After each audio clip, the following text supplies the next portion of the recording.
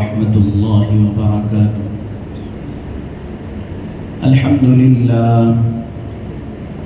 لله نحمده ونستعينه ونستغفره ونؤمن به ونتوكل عليه ونعوذ بالله من شرور أنفسنا ومن سيئات أعمالنا. من يهده الله فلا مضل له ومن يضلله فلا هادي له. ونشهد أن لا إله إلا الله وحده لا شريك له ولا نذير له ولا مشير له ولا وزير له. ونشهد أن سيدنا وسندنا وحبيبنا وإمامنا ومولانا محمد وبارك وسلم تسليما كثيرا أرسله الله تعالى بين يدي الساعة بشيرا ونذيرا وداعيا إلى الله بإذنه وسراجا منيرا. أما بعد فقد قال الله تبارك وتعالى في القرآن المجيد والفرقان الحميد: أعوذ بالله من الشيطان الرجيم. بسم الله الرحمن الرحيم. إنا أنزلناه في ليلة القدر وما أدراك ما ليلة القدر. ليلة القدر خير من 1000 شهر. تنزل الملائكة والروح فيها بإذن ربهم من كل أمر. سلام هي حتى مطلع الفجر. وقال نبينا وحبيبنا صلى الله عليه وسلم: للصائم فرحتان، فرحة عند الإفطار وفرحة عند لقاء الرحمن، أو كما قال صلى الله عليه وسلم: سبحانك لا علم لنا إلا ما علمتنا إنك أنت العليم الحكيم. رب اشرح لي صدري ويسر لي أمري واحلل عقدة من لساني يفقهوا قولي. اللهم صل على سيدنا مولانا محمد وبارك وسلم. اللهم صل على سيدنا مولانا محمد وبارك وسلم. اللهم صل على سيدنا مولانا محمد.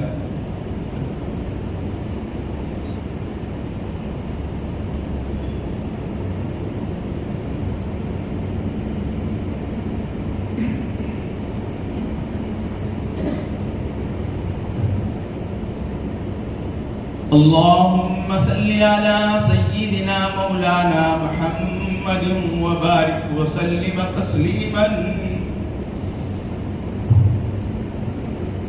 تسليما كثيرا. ہر قسم کی تمام تعریفیں، تمام بڑائیاں اور بزرگیاں خدائے رب الجلال کے لیے،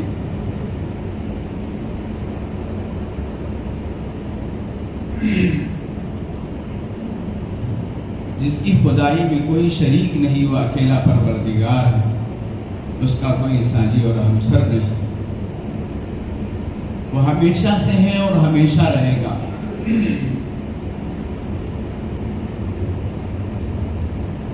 ہر پل ہر لمحہ امام الانبیاء، خاتم النبیین، شفیع المذنبین، رحمت للعالمین، تاجدار بطھا محمد عربی، محمد مصطفیٰ، احمد مجتبیٰ، حضرت رسول پاک صلی اللہ علیہ وسلم پر درود و سلام۔ یا رب صل وسلم دائما ابدا علی حبیبک خیر الخلق کلہم۔ معزز و محترم بزرگوں اور دوستوں، عزیز ساتھیوں، بہت ہی قابل قدر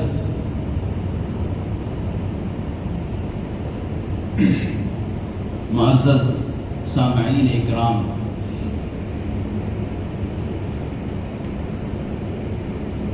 اللہ جل جلالہ و عم نوالہ کا بے پناہ شکر احسان کہ اللہ تبارک و تعالیٰ نے مجھ جیسے گنہگار کو رمضان کے مبارک مہینے میں حرمین شریفین کی سعادت عطا فرمائی۔ الحمدللہ گزشتہ جمعہ میں حرم پاک میں تھا، طواف کی حالت میں اللہ کے در کے چکر لگا رہا تھا۔ آج گنہگار صحت و سلامتی کے ساتھ آپ کے سامنے بیٹھا ہوا ہے، یہ سب آپ لوگوں کی دعاؤں کی برکت ہے۔ میں دعا کرتا ہوں کہ اللہ تبارک و تعالی ہمارے ان تمام معزز سامعین کو بارہا اللہ تعالیٰ اپنے گھر کی زیارت نصیب فرمائے، اپنے حبیب حضرت محمد الرسول اللہ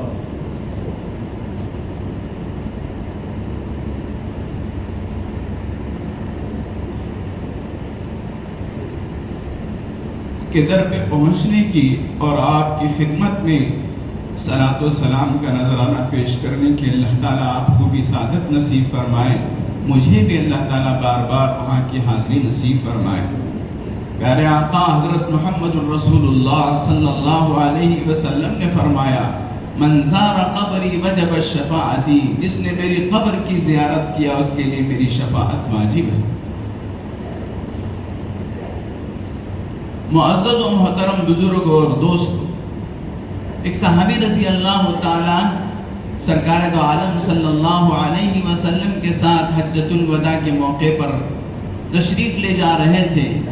ان کی اہلیہ نے ان سے کہا کہ میں بھی آپ کے ساتھ اللہ کے نبی صلی اللہ علیہ وسلم کی معیت میں اللہ کے نبی صلی اللہ علیہ وسلم کے ساتھ حج کرنا چاہتی ہوں۔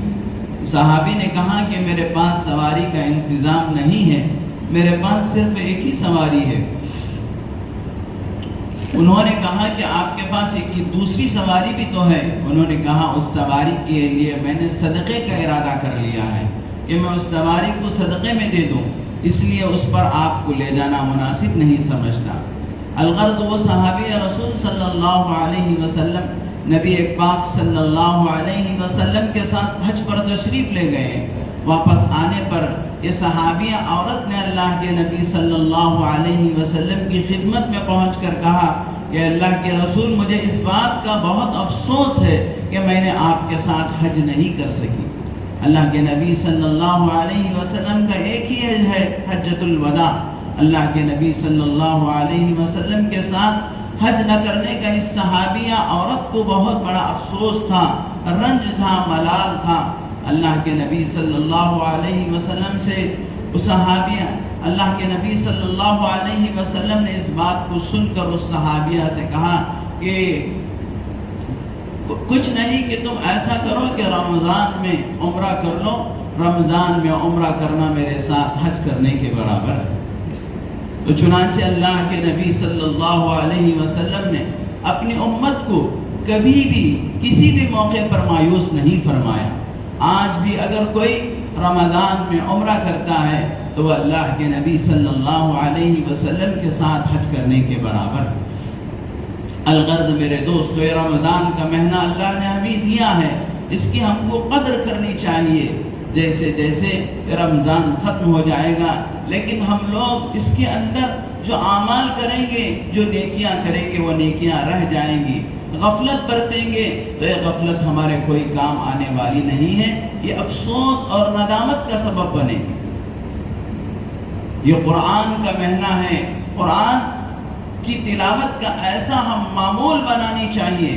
بڑے بڑے اسلاف، بڑے بڑے ائمہ کے بارے میں کتابوں میں لکھا ہے کہ امام احمد ابن حنبل رحمۃ اللہ علیہ ساری زندگی میں ان کا معمول یہ تھا کہ روزانہ ایک منزل قرآن مجید کی ختم کرتے تھے۔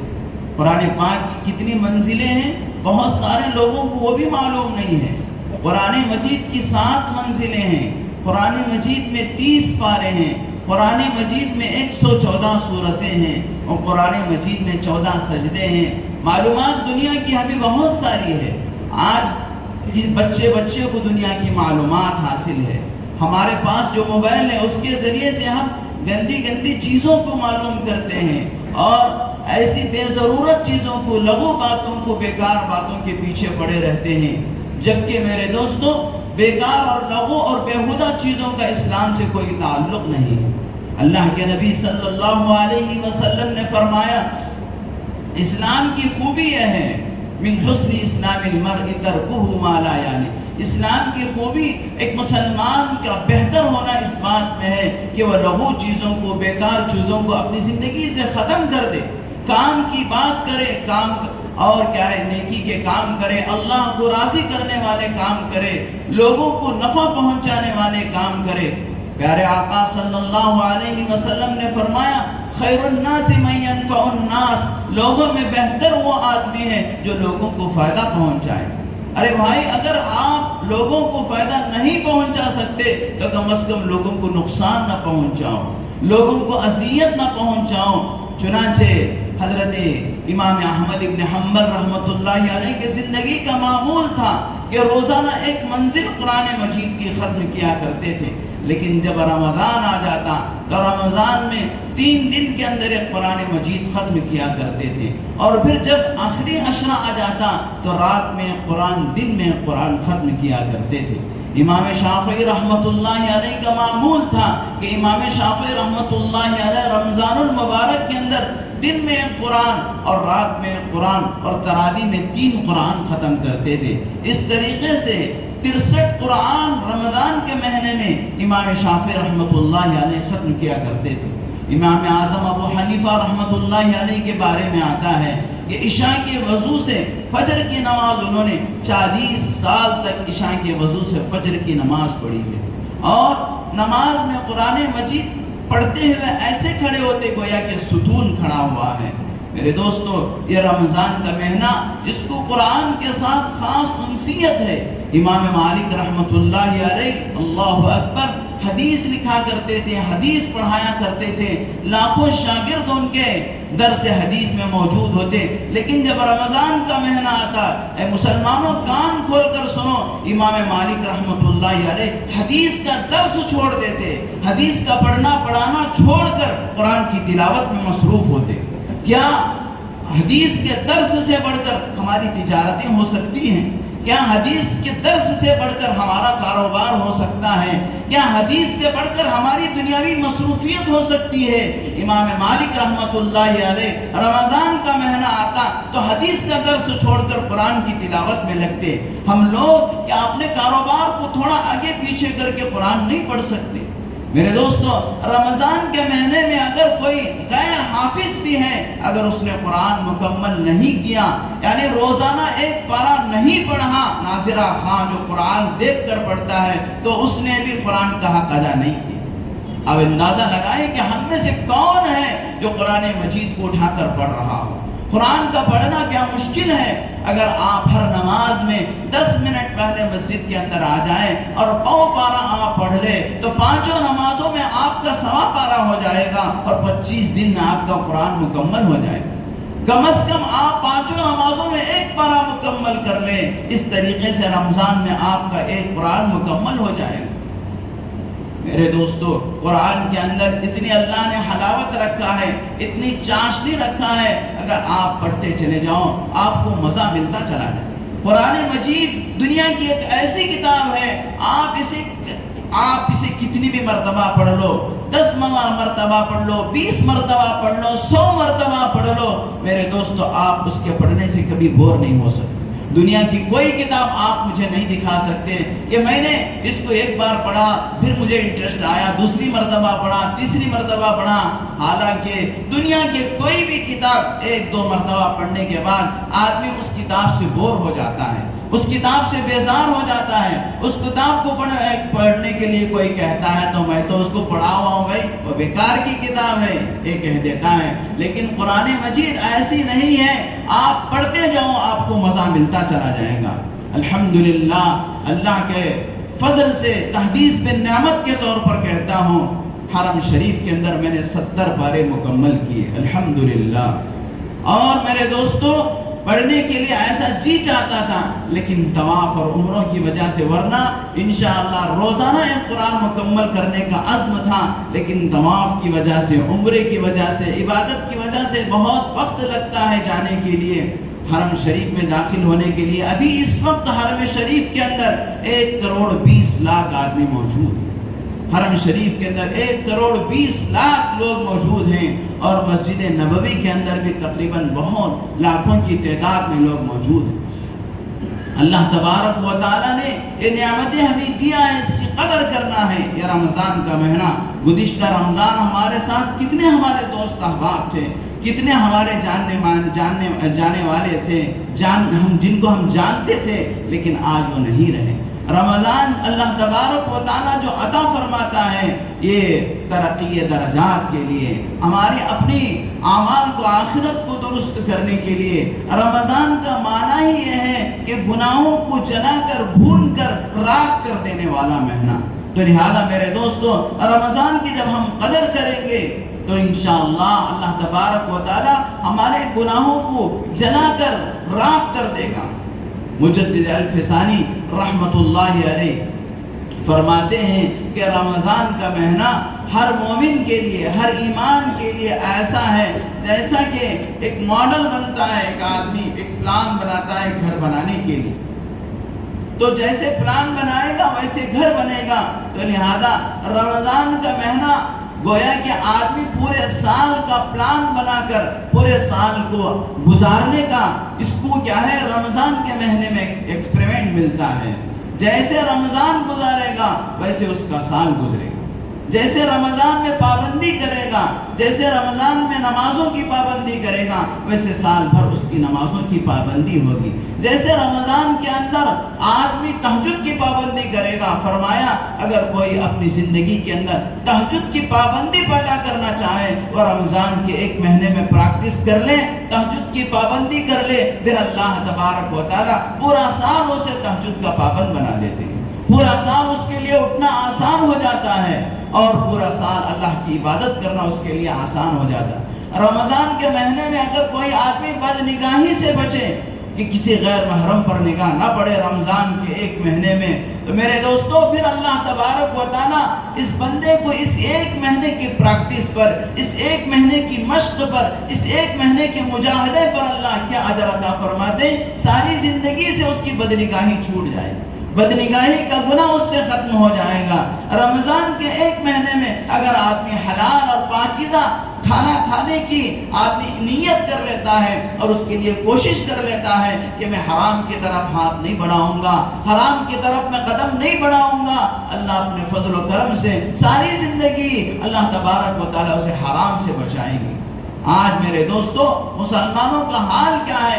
آپ تھوڑا باہر جا کر دیکھو کہ مسلمان بڑے فخر کے ساتھ رمضان کے مہینے میں بھی ہوٹلوں میں کھاتا ہوا آپ کو نظر آئے گا، سگریٹیں پیتا ہوا آپ کو نظر آئے گا، اور برائیوں میں مبتلا آپ کو نظر آئے گا۔ رمضان کے مہینے میں بھی مسلمان دھوکہ دینے سے باز نہیں آ رہا ہے، حرام کھانے سے باز نہیں آ رہا ہے۔ تو پھر میرے دوستو اللہ کی طرف سے حالات کیوں نہیں آئیں گے؟ مسلمانوں پر حالات کیوں نہیں آئیں گے؟ ظالم بادشاہ ہم پر کیوں مسلط نہیں ہوں گے؟ ظالم حکمران ہم پر کیوں زیادتی نہیں کریں گے؟ جبکہ پیارے آقا حضرت محمد الرسول اللہ صلی اللہ علیہ وسلم نے فرمایا اعمالکم امالکم، تمہارے اعمال ہی تمہارے حاکم ہیں، تم جیسے عمل کرو گے ویسے تمہارے اوپر حاکم مسلط ہوں گے، تمہارے اعمال درست ہوں گے تو انصاف پسند حکمران تمہاری حکمرانی کریں گے۔ اگر تمہارے اعمال درست نہیں ہوں گے، کیا اعمال درست کریں گے؟ رمضان جیسا مہینہ غفلتوں میں گزر رہا ہے، رمضان جیسا مہینہ ہوٹلوں پہ گزر رہا ہے، رمضان جیسے مہینے میں کھاتے پیتے مسلمان نظر آ رہا ہے، جبکہ ایک زمانہ تھا کہ رمضان کی قدر غیر بھی کیا کرتے تھے، یہود بھی رمضان کی قدر کیا کرتے تھے۔ حجت الاسلام حضرت مولانا قاسم نانوتوی رحمۃ اللہ علیہ ایک واقعہ اپنی کتاب میں لکھے ہیں کہ ایک آدمی تھا، ایک مسلمان کے پڑوس میں ایک یہودی رہتا تھا، ایک مسلمان کے پڑوس میں ایک یہودی رہتا تھا، اس کا انتقال ہو گیا تو یہ مسلمان اس یہودی کو خواب میں دیکھا کہ وہ جنت میں مزے اڑا رہا ہے، اسے تعجب ہوا، چنانچہ اللہ تبارک و تعالیٰ نے خواب ہی کے اندر ان دونوں کو ہم کلام ہونے کا موقع عطا فرمایا۔ یہ اس سے گفتگو کیا اور وہ اس سے گفتگو کیا، اس نے پوچھا کہ تو یہودی تھا، یہودی اللہ کو تو مانتے ہیں لیکن رسول اللہ صلی اللہ علیہ وسلم کو نہیں مانتے اور قرآن مجید کو نہیں مانتے، اللہ کو مانتے ہیں لیکن اللہ کے نبی کو نہیں مانتے تھے اور قرآن کو نہیں مانتے تھے۔ چنانچہ اس نے کہا کہ تو رسول اللہ کو نہیں مانتا تھا، قرآن مجید کو نہیں مانتا تھا، لیکن تو اس کے باوجود جنت میں تجھے دیکھ رہا ہوں۔ اس نے کہا ہاں میں یہودی تھا لیکن ایک مرتبہ ایسا ہوا کہ میرا گھر مسلمانوں کے گھروں کے پاس تھا، میں گھر آیا تو میرا بیٹا، میرا چھوٹا سا بچہ، 10 سال کا بچہ یا اس سے کم عمر کا نابالغ بچہ، وہ گھر کے باہر موز کھا رہا تھا، کیلا کھا رہا تھا۔ میں دیکھا کہ رمضان کا مہینہ ہے جبکہ تمام مسلمان روزے سے ہیں، مسلمان صبح سے شام تک اللہ کو راضی کرنے کے لیے بھوکے پیاسے رہتے ہیں، یہ کھلے عام موز کھا رہا، میں اس کو مارا اور اسے ڈانٹا اور وہ موز اس کے پاس سے، وہ کیلا اس کے پاس سے لے لیا۔ اللہ تبارک و تعالیٰ نے اس رمضان کی قدر کرنے کی برکت سے اللہ جل شانہ نے مجھے میرے مرنے سے پہلے اللہ تبارک و تعالیٰ نے میری زبان سے کلمہ پڑھا دیا اور اللہ نے مجھے مسلمان بنا دیا، اور آج اللہ تبارک و تعالیٰ نے مجھے جنت کے اندر داخلہ عطا فرما دیا۔ میرے دوستو، ایک طرف تو یہ بات ہے کہ رمضان کی قدر کرنے کی وجہ سے اللہ تبارک و تعالیٰ غیر ایمان والے کو بھی ایمان کی دولت سے مالا مال کر دے رہے ہیں، اور اللہ تبارک و تعالیٰ جنت کے اندر اسے داخلہ مقدر فرما دے رہے ہیں۔ دوسری طرف ہم مسلمان ہونے کے باوجود، ہم ایمان والے ہونے کے باوجود، ہم رسول اللہ صلی اللہ علیہ وسلم کی امت میں ہونے کے باوجود ہم کیا ہیں؟ اللہ تبارک و تعالیٰ پر ایمان لانے کے باوجود اگر رمضان کی ناقدری کریں گے، رمضان کی ناقدری کیا ہے؟ یہی رمضان کے روزے نہ رکھنا، اور یہی تراویح نہ پڑھنا، یہی قرآن کی تلاوت نہ کرنا، یہی ذکر و اذکار میں لگے بغیر دنیا کی واہی تباہی میں لگے رہنا، بےہودہ چیزوں میں لگے رہنا، یہ رمضان کی ناقدری ہے۔ رمضان کی ناقدری کوئی اور چیز نہیں ہے، یہی جو ہمارے کام ہیں جو ہم کر رہے ہیں، یہی رمضان کی ناقدری ہے کہ بہت سارے لوگ روزہ تو رکھتے ہیں لیکن روزہ رکھنے کے باوجود غیبتوں میں اور جھوٹ میں اور برائیوں میں مبتلا رہتے ہیں۔ پیارے آقا صلی اللہ علیہ وسلم نے فرمایا کہ جو آدمی روزہ رکھ کر گناہ کو نہ چھوڑے، جھوٹ کو نہ چھوڑے، غیبت کو نہ چھوڑے، اس کا بھوکے پیاسے رہنے سے کوئی فائدہ نہیں۔ اللہ کو ایسے روزے کی کوئی ضرورت نہیں ہے، اللہ کو ایسے کام کی کوئی ضرورت نہیں ہے جس کے اندر اللہ کی رضا مقصود نہ ہو، جس کے اندر گناہ نہ چھوٹے، جس کے اندر جھوٹ نہ چھوٹے۔ اور اسی طریقے سے میرے دوستو، ایک آدمی تو کیا ہے، انکار کر دیتا میں روزہ نہیں رکھوں گا، روزہ میں نہیں تو ایسا انکار کرنے والا تو کافر ہو جائے گا۔ لیکن ایک آدمی عملی طور پر دکھا رہا ہے، عملی طور پر دکھا رہا ہے، اس کا مطلب کیا ہے کہ وہ کھلے عام کھا رہا ہے، پی رہا ہے، یہ بھی کیا ہے، انکار کرنے میں ہی داخل ہے۔ کہیں اس کی اس بدل عملی کی وجہ سے خوف اور اندیشہ ہے اس بات کا کہ اس کا ایمان دل سے نکل نہ جائے، اور اللہ تبارک و تعالی بے ایمانی کی موت عطا نہ کر دے۔ اللہ ہم سب کی حفاظت فرمائے۔ کھلے عام جو لوگ روزے رمضان کے مہینے میں کھاتے پیتے نظر آتے ہیں اور دیگر چیزوں میں، بیڑی میں، سگریٹ میں اور گٹکا وغیرہ میں، یہ ان چیزوں کے عادی لوگ ایسے ہو گئے رہتے ہیں کہ اس کے بغیر ان کو چین نہیں آتا۔ جبکہ میرے دوستو، اگر کوئی آدمی رمضان کے مہینے میں بیمار بھی ہے اور کسی وجہ سے کوئی عورت کسی وجہ سے روزہ چھوڑ بھی رہی ہے، ان کے بارے میں حکم یہ ہے کہ وہ روزے داروں کے سامنے بالکل نہ کھائے، روزے داروں کے ساتھ اگر کوئی آدمی بیمار ہے اور ایسا بیمار ہے کہ ڈاکٹر نے کہہ دیا کہ بھائی تجھے ہر 2 گھنٹے کے بعد دوائی کھانا ہے، ہر 2 گھنٹے کے بعد، اگر ڈاکٹر سے یہ بھی پوچھ لے، ڈاکٹر نے یہ کہا کہ ہر 2 گھنٹے کے بعد تجھے دوائی کھانا ہے، 8 بجے تجھے دوائی کھانا ہے، 10 بجے پھر تجھے دوائی کھانا ہے، 12 بجے پھر تجھے دوائی کھانا ہے، تو ڈاکٹر سے پوچھے کہ ڈاکٹر صاحب دوائی کے علاوہ میں کیا انجیکشن لگا سکتا ہوں؟ میں انجیکشن لگا سکتا ہوں؟ اگر ڈاکٹر نے کہہ دیا ہاں تم دوائی کی جگہ میں انجیکشن لگا سکتے ہو، تو پھر میرے دوستو اس کے لیے بھی روزہ رکھنا ضروری ہے، کیونکہ انجیکشن سے روزہ نہیں ٹوٹتا، دوائی کھانے سے روزہ ٹوٹتا ہے۔ اگر ڈاکٹر نے کہہ دیا ہاں دوائی کی جگہ میں، ٹیبلٹ کی جگہ میں تمہارے لیے انجیکشن کام کرے گا، تو پھر ایسے بیمار کو بھی روزہ رکھنا ضروری ہے۔ اب آدمی کسی اس سے بھی زیادہ مجبوری پر کوئی بیمار روزہ چھوڑ رہا ہے، اس کے لیے حکم یہ ہے کہ وہ کسی روزے دار کے سامنے نہ کھائے۔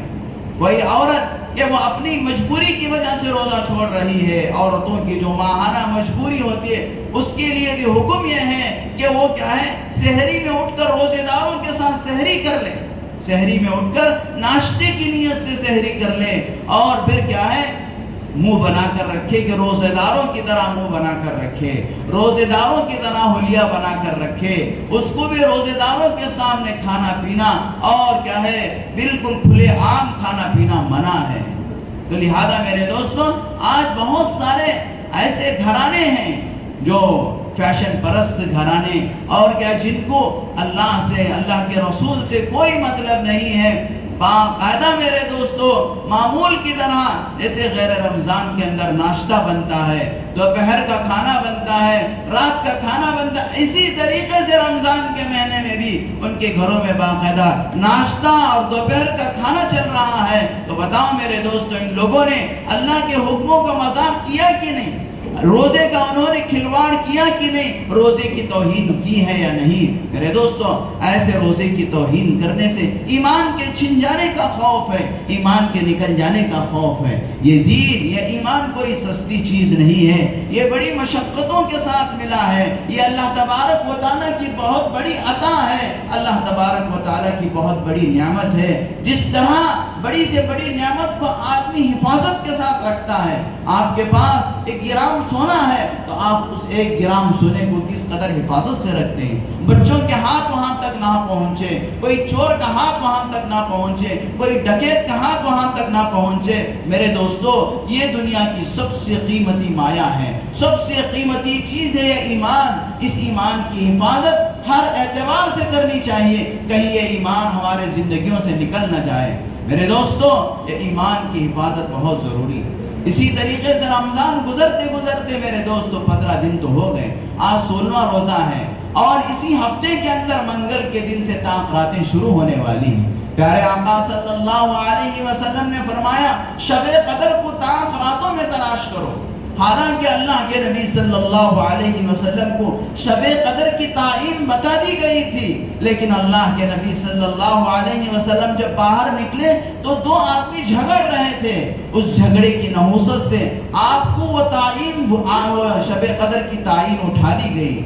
تو چنانچہ میرے دوستو اللہ کے نبی نے فرمایا اب اس شب قدر کو آپ آخری عشرے کی راتوں میں تلاش کرو، اور یہ شب قدر اتنی بڑی چیز ہے کہ میرے دوستو اللہ تبارک و تعالیٰ جس کسی مومن کو شب قدر کی عبادت عطا فرما دے تو وہ 83 برس کی عبادت کا ثواب اسے مل جائے گا۔ 83 برس گویا کہ اس شب قدر میں آپ نے 2 رکعت نماز بھی پڑھ لی تو ایسا ہے کہ تم نے 83 برس تک 2 رکعت نماز پڑھتے رہے۔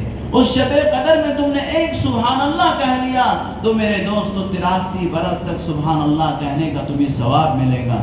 ایک سبحان اللہ کا اجر و ثواب اور ایک سبحان اللہ کی وجہ سے آدمی کا مرتبہ اور مقام کتنا بلند ہوگا کل قیامت کے دن۔ چنانچہ میرے دوستو کتابوں میں لکھا ہے وہ 2 آدمی آئیں گے قیامت میں، ایک آدمی کا درجہ، ایک آدمی کا مقام و مرتبہ 7 زمین اور 7 آسمان سے بلند ہوگا، 7 آسمان سے بلند ہوگا، اور ایک آدمی کا مقام اس سے ساتوں آسمان سے ساتوں زمین سے کم ہوگا. اتنا بڑا فرق ہوگا دو آدمیوں کے درمیان میں کہ اس کا تو مقام و مرتبہ بہت اونچا اور اس کا مقام اس سے بہت نیچا. یہ آدمی پوچھے گا یہ تو میرے ساتھ رہتا تھا, میرے ساتھ ہی نمازیں پڑھتا تھا, میرے ساتھ روزہ رکھتا تھا, لیکن اس کا مرتبہ آج اتنا بڑا ہو گیا کہ وہ مجھ سے بہت کہیں زیادہ اونچے درجے پر ہے. تو لہذا اس کا عمل, اس کا کتنا عمل مجھ سے زیادہ ہے, اس کے کتنے روزے, کتنے اعمال, کتنی نیکیاں مجھ سے زیادہ ہیں. فرشتوں سے پوچھے گا, فرشتے کہیں گے کہ بس تم دونوں کے درمیان میں ایک سبحان اللہ کا فرق ہے. اس نے زندگی میں ایک سبحان اللہ زیادہ کہا تھا اور زندگی میں اس سے ایک سبحان اللہ کم کہا تھا. ایک سبحان اللہ کی وجہ سے میرے دوستو کل قیامت کے دن اللہ تبارک و تعالی ایک مومن کا مقام و مرتبہ اتنا اونچا فرمائیں گے کہ اس سے نیچے رہنے والا اس پر رشک کرے گا, اس پر کیا ہے, وہ کیا ہے, افسوس کرے گا. اسی لیے حدیث پاک کے اندر آتا ہے جب ایمان والے مومن مسلمان جنت میں چلے جاتے ہیں تو ان کو ایک چیز کا افسوس ہوگا. جنت مل جائے گی, ان کو ساری نعمتیں مل جائیں گی, لیکن اس کے باوجود ان کو ایک چیز کا افسوس ہوگا. وہ کیا ہوگا کہ دنیا میں جو گھڑی میں نے غفلت سے گزارا تھا کاش کہ اس کو میں کام میں لے کر آتا. اس گھڑی کے اندر میں اللہ کا ذکر کر لیتا, اس گھڑی کے اندر میں اللہ کے کلام کو پڑھ لیتا, اس گھڑی کے اندر میں نماز میں کھڑا ہو جاتا. آج ہمارے پاس وقت ہی وقت ہے, لیکن میرے دوست ہم غفلت میں پڑے ہوئے ہیں. کل قیامت کے دن پتا چلے گا کہ اس میں نے جو وقت ضائع کیا ہے, برباد کیا ہے, کاش کہ اس وقت کو میں کام میں لے آتا. اس وقت میں نے اللہ کا ذکر کیا ہوتا, نماز پڑھا ہوتا, قرآن کی تلاوت کیا ہوتا, تو آج میرا مقام و مرتبہ اور کیا ہے بہت بڑھ جاتا. فلاں کے ساتھ میرا حشر ہو جاتا, فلاں کے مقام کو میں بھی پہنچ جاتا. کل قیامت کے دن آدمی افسوس کرے گا, اور فرمایا کہ اس دن کا افسوس کوئی کام نہیں آئے گا, کیونکہ آدمی کو اللہ نے ایک ہی مرتبہ چانس دیا ہے, ایک ہی مرتبہ زندگی دیا ہے. یہ رمضان جو 1440 کا جو رمضان ہے, 2026 کا رمضان ہے, پھر زندگی میں کبھی نہیں آئے گا.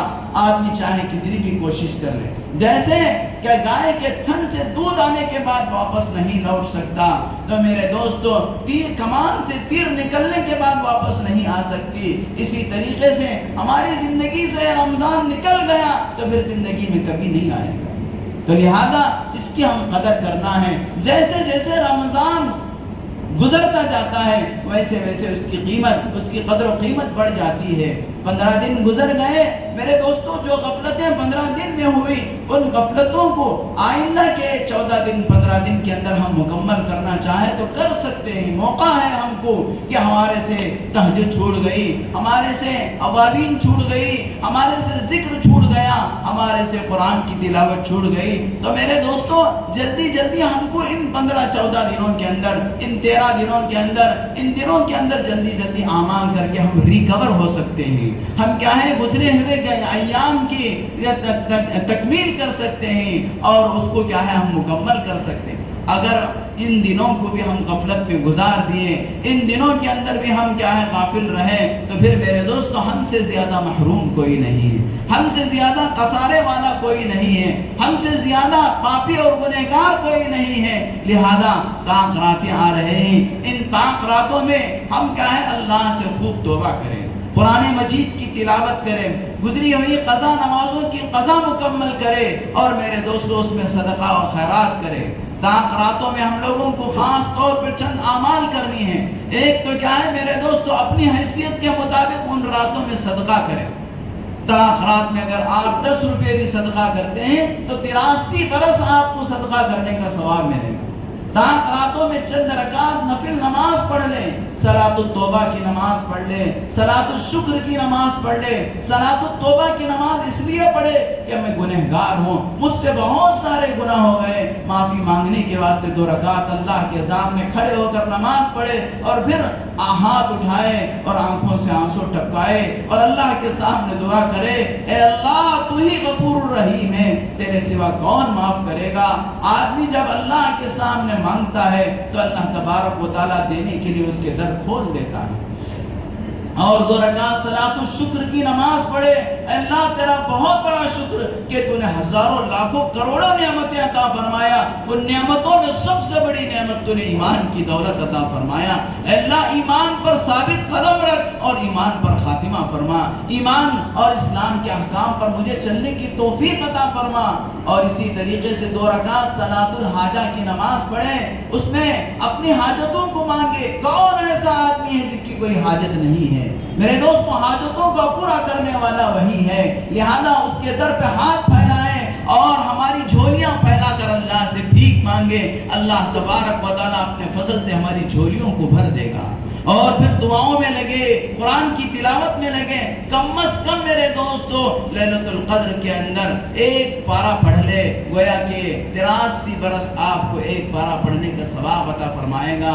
اور اسی طریقے سے میرے دوستو رمضان کے مہینے میں اللہ تعالیٰ مومن کے اجر کو بڑھا دیتے ہیں, جس کی وجہ سے بہت سارے نیک اعمال ایمان والا کرتا ہے. اسی میں سے زکوٰۃ ہے. زکوٰۃ کو بھی میرے دوستو ادا کرنے کی کوشش کرے. بہت سارے لوگ اس میں بھی اللہ کو دھوکہ دینا چاہتے ہیں, لیکن یاد رکھو اللہ تبارک و تعالیٰ دھوکے کھانے والا نہیں ہے. اللہ تبارک و تعالیٰ کو کوئی دھوکہ نہیں دے سکتا. آپ کی ایک ایک چیز کو اللہ تعالیٰ جانتا ہے. آپ کے پاس کتنا مال ہے اور آپ نے کتنا گھٹالا کر کے اور زکوٰۃ دیتے وقت آپ نے قطربوت کر دیا, وہ اللہ کو بہتر طریقے سے معلوم ہے. آپ اگر زکوٰۃ کو پورے طور پر ادا کریں گے تو اللہ تبارک و تعالیٰ آپ کے مالوں کی حفاظت کی ذمہ داری بذات خود لیتا ہے. اللہ تمہارے مال کی حفاظت کرے گا اور ہلاکتوں سے اللہ تعالیٰ تمہارے مال کی حفاظت کرے گا, نقصان سے تمہارے مال کی حفاظت کرے گا. ایک بزرگ کے گھر میں ایک چور آیا اور انہوں نے الماری میں مال رکھے ہوئے تھے اور اس کے اندر تالا ڈالے ہوئے تھے. اب یہ نماز پڑھ رہے تھے, نماز پڑھ کر بیٹھے ہوئے تھے. چور گھر کے اندر آیا, دیکھا, انہوں نے دیکھا اور چور کو پتہ نہیں چلا کہ وہ یہاں پر بیٹھ کر مجھے دیکھ رہے, لیکن وہ چور کو پکڑنے کے لیے بھی نہیں گئے, چور کو مارنے کے لیے بھی نہیں گئے. اور چور کوشش کرتا رہا تالا ڈال کر تالے کو کھولنے کی, لیکن پوری ساری کوشش کے باوجود, آپ کو معلوم ہے چور کے پاس کیسے کیسے آلات رہتے ہیں, آپ کتنا بھی مضبوط تالا لگا لو وہ توڑ دیتا ہے, لیکن یہ تالا ٹوٹ ہی نہیں رہا ہے. اس کے بعد انہوں نے اپنے ساتھیوں سے صبح جب ہوئی تو واقعہ سنایا, آج میرے گھر میں چور آیا تھا, تالا کھولنے کی کوشش کیا, اس نے تالا نہیں کھولا, پھر خالی ہاتھ واپس لوٹ گیا. تو پوچھنے والے نے پوچھا کہ آپ نے چور کو کیوں نہیں پکڑا, آپ نے چور کو مارا کیوں نہیں, اسے ڈانٹا کیوں نہیں کہ وہ بیچارہ چوری سے بچ جاتا. انہوں نے کہا مجھے یقین تھا کہ میرے مال کو کوئی ہاتھ نہیں لگائے گا, اس لیے کہ اس الماری میں جو مال میں نے رکھا ہے اس کی مکمل زکوٰۃ میں ادا کر چکا ہوں. اب یہ اللہ کی حفاظت میں ہے. جو مال اللہ کی حفاظت میں ہوگا اسے کون چٹا چرائے گا, کون چور چرائے گا, کون ڈاکو ڈاکہ ڈالے گا. مجھے یقین تھا کہ یہ مال وہ چرا نہیں سکتا. اس یقین پر اطمینان کے ساتھ میں بیٹھ گیا. تو لہذا میرے دوستو ہم تمام لوگوں کو ضروری ہے کہ اللہ تبارک و تعالیٰ نے جو فرائض ہمارے اوپر عائد کیے ہوئے ہیں ان فرائض کی ہم تکمیل کریں, تاکہ اللہ دنیا میں بھی ہمارا محافظ رہے اور آخرت میں بھی اللہ تعالیٰ ہم پر رحم و کرم فرما کر اپنی اللہ تبارک و تعالیٰ ہم کو جنت عطا فرمائے اور اپنی بے پناہ نعمتوں سے ہم سب کو مالا مال فرمائے. اللہ تعالیٰ سے دعا ہے کہ اللہ تعالیٰ بقیہ رمضان صحیح سلامتی کے ساتھ پورے اعمال کے ساتھ گزارنے کی ہم سب کو نیک توفیق عطا فرمائے. وآخر دعوانا الحمد للہ رب العالمین.